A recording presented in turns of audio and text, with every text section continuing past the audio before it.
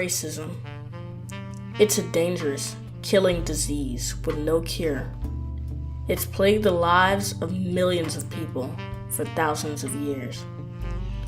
You've seen it on the news, in the city, and maybe even in your own community and school. Every single person watching this sees racism in some form each day. You might not even know that it's happening, but it's still there, plaguing the minds of children, adults, and the elderly. It's infected athletes, actors, politicians, and so many more. And it's not stopping anytime soon. In fact, it may have already begun seeping into you. But that's just a metaphor. So what is racism really? Well, the Google Dictionary defines it as a prejudice, discrimination, or antagonism directed against someone of a different race based on the belief that one's own race is superior. And you want to know what else it is? It's also a violation of multiple articles of the Universal Declaration of Human Rights, including Articles 2, 7, and 23. There are 5 distinct types of racism. These forms are individual, interpersonal, institutional, cultural, and structural racism. Let's start with the most personal type, individual racism. Individual racism is the type that most people think of as racism. It occurs when a person's beliefs, attitudes, and actions are based on biases, stereotypes, or prejudices against another race. Individual racism comes in many different forms, one of them being racial profiling. Racial profiling is the reliance in a group of characteristics one may believe to be associated with crime. Due to this, African Americans may seem to be assumed to have committed theft, broken road laws, more commonly known as driving while black, or served a key role in several unrelated crimes. Did you know that African Americans are 31% more likely to be pulled over, 81% less likely to receive a reason for it, and are 174% more likely to be searched? Other profiles are seen in everyday life, even without police involvement. I asked students, teachers, and family members around me where they see racial profiling in their lives. Some say that in certain stores, black people, specifically teens, may be questioned more about their purchases than other shoppers. And nearly everyone agreed that in public places such as parks and streets, black people are always being eyed warily by someone nearby, as if they are expecting the African American to act up at any given moment. Individual racism is what makes being black so difficult. It's the reason we black teenagers have to change the way we act out in public to be especially polite. And it's why we must keep our hands as far away from our pockets as possible in the grocery store. And those boys you saw in the intro, they were victims of racial profiling who were murdered through police brutality.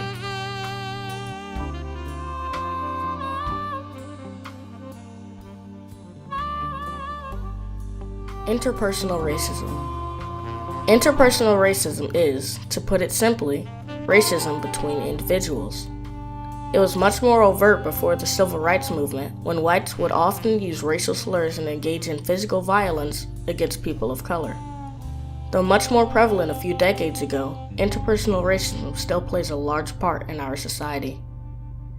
In order to show how interpersonal racism affects our daily lives, I asked my own grandfather, Roger Cleckley, about his past experiences. Roger recently retired as the first African American auditor in South Carolina after serving for over 30 years. Here he speaks about the hardships he faced in receiving his position. Prior to my election, I think that I really believe, well, I know that I was racially discriminated against because I was arrested, and it was,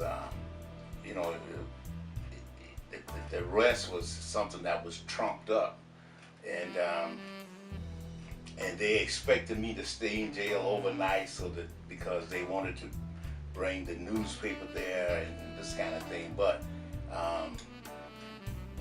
my brother had a friend that was in Holly Hill, South Carolina. He was a magistrate, so he went to this magistrate in South Holly Hill, and I was released from jail. And they really was shocked that I was out of the jail, before they got there. They couldn't get the picture. She said they could not get the picture, that they wanted. All right. Thank you. You're welcome.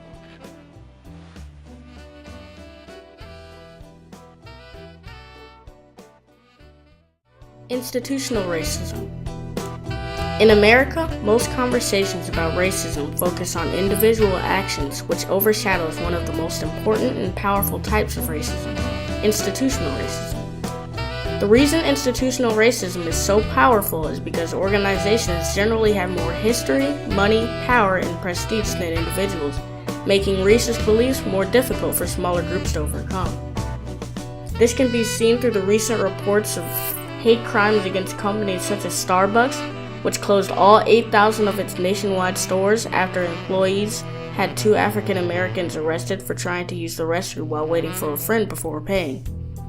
Another example of industrial racism is through Papa John's, which made racist statements and blamed the discrimination protests in the NFL for declining rates. This all led to many apologetic deals and the eventual resignation of its founder and former chairman, John Schnatter. And these are just a couple of the dozens of companies who have either been caught in the act of institutional racism or are still hiding it to this day.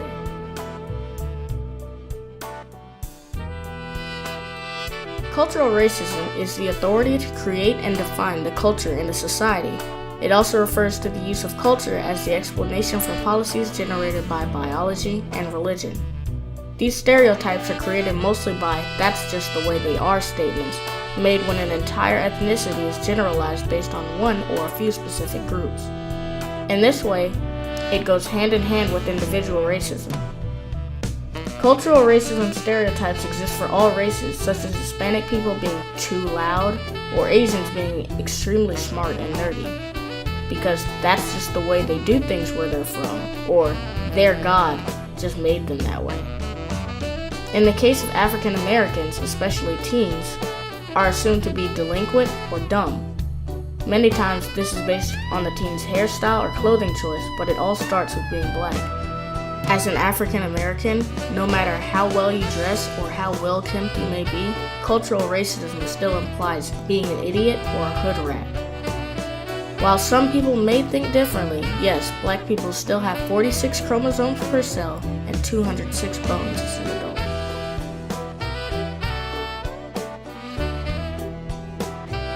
Structural racism, also known as systematic racism, is perhaps the most harmful and least discussed form of racism. Like institutional, structural racism focuses on organizations rather than people. But while institutional racism may purposefully try to single out a single group, structural racism remains neutral in its face. Throughout American history, it has been a simple fact that there have been many advantages in being white and many disadvantages associated with being black. The sad part about all that is, it's not just history. In fact, you've likely experienced the effects of it today. Structural racism is so prominent in our society that it is literally the norm, and most of us do not even notice it.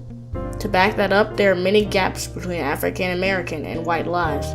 For one, research has shown that on average, white males earn $21 per hour, while black men earn only a portion of that at $15 per hour.